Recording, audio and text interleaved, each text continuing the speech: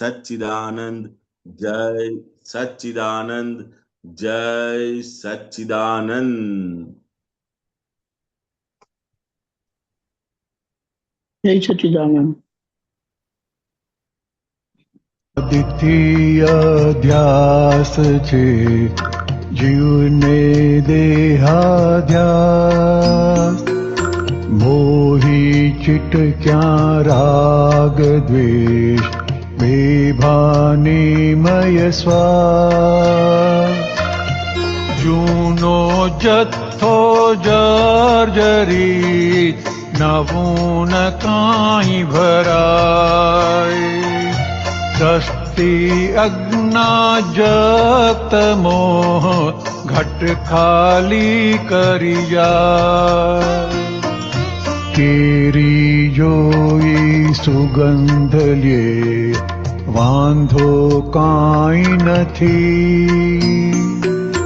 જાણ વિચારે ભોગવી, દેખત ભૂલી કથી.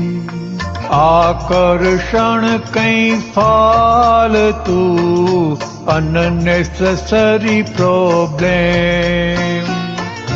કર્મ બંધાવી આપતું, ભાવથી બંધક ક્લેમ.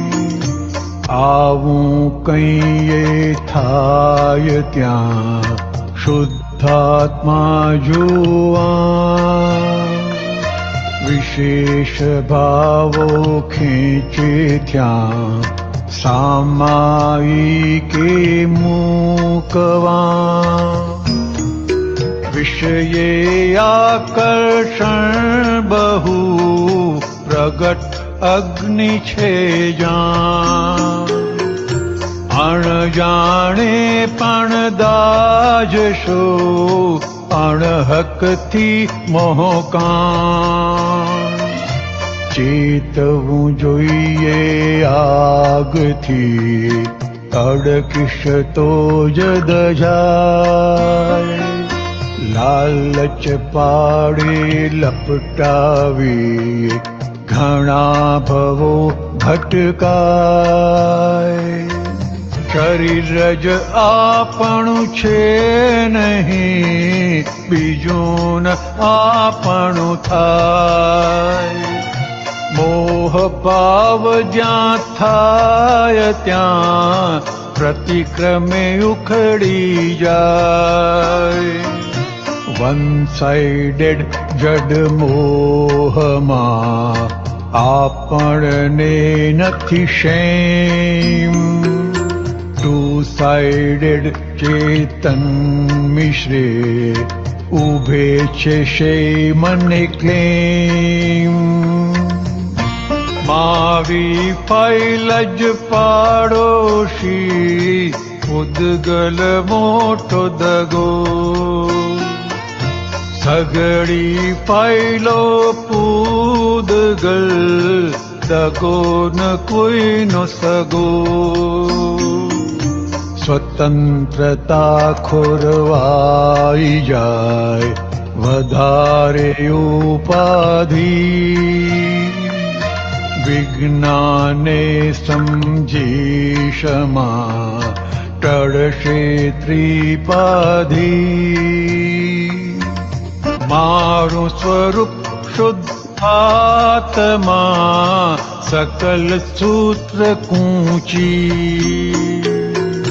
પાડોશી લ્યો ધર્મ ધ્યાન, શુક્લ ધ્યાન ઘૂંટી. પાડોશી લ્યો ધર્મ ધ્યાન, શુક્લ ધ્યાન ઘૂંટી. શુક્લ ધ્યાન ઘૂંટી. શુક્લ ધ્યાન ઘૂંટી.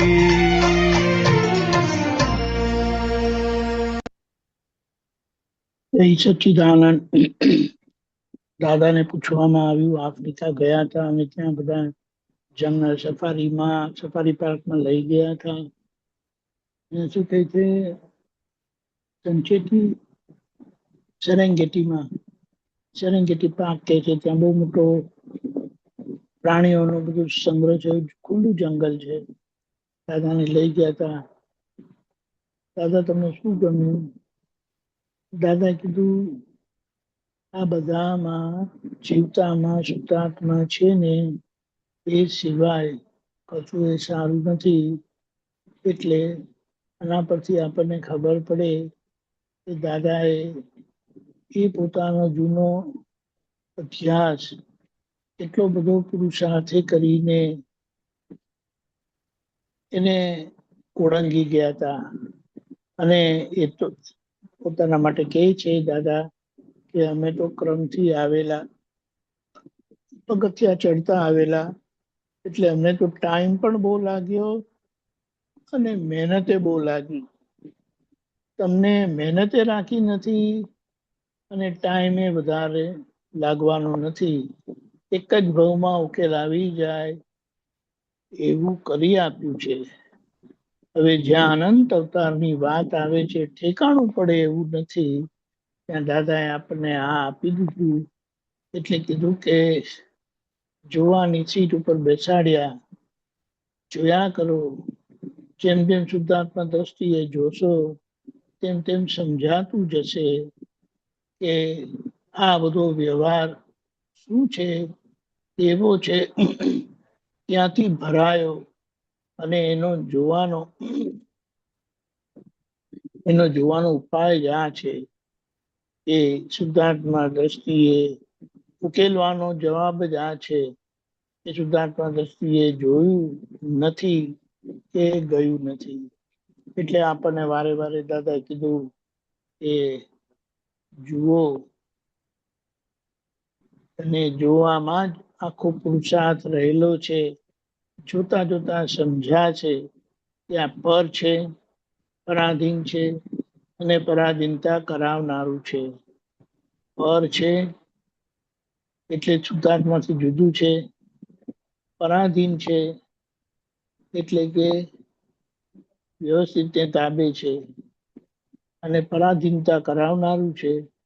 એટલે આજે આપણી લાખ ઈચ્છા હોય કે આમ નથી કરવું ને આમ નથી કરવું, પણ એ આપણી પાસે કરાવીને જાય અને એનો ભોગવટો આપીને જાય. અને અહીંયા આપણે જાગ્રત રહેવાનું છે કે એક ભોગવટો મારો નહીં, એમાં મારો કોઈ અંશ નથી. આ તો ખાલી થતી, ભરાયેલી ટાંકી ખાલી થતી પ્રક્રિયા છે. હવે એ ટાંકી ખાલી કરવાનો જ આપણો પુરુષાર્થ રહેલો છે.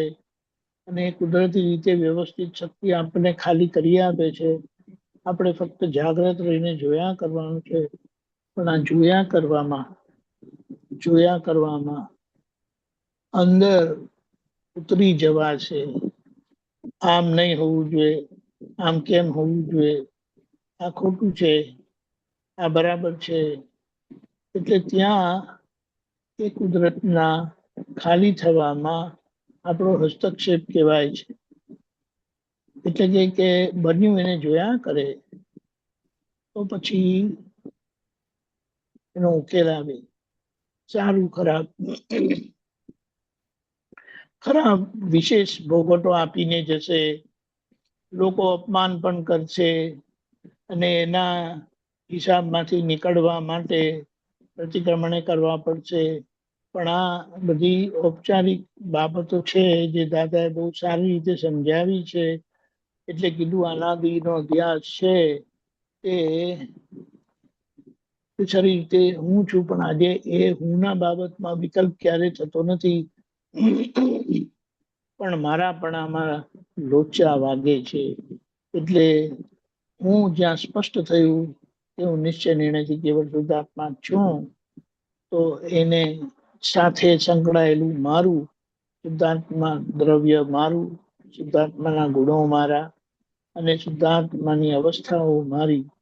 કઈ જ્ઞાતા દ્રષ્ટા સ્વભાવે, દ્રષ્ટા ભાવે પરિણમતી, જ્ઞાતા ભાવે પરિણમતી, દ્રષ્ટા ભાવે સમજમાં આવતી, જ્ઞાતા ભાવે અનુભવમાં આવતી, દ્રષ્ટા ભાવે ઝડપતા દ્રશ્યો જ્ઞાતા ભાવે ઝલકતા જ્ઞેયો, અનુભવાતા જ્ઞેયો, એટલે આ બધી બાબત આપણને સ્પષ્ટ થતી જાય છે. એ જ આજ્ઞાની માસ્ટર ચાવી આપણને આપી છે અને આની અસરમાંથી આપણે નીકળતા જઈએ. જય સચ્ચિદાનંદ. આખા દિવસના પ્રોગ્રામમાં સવારે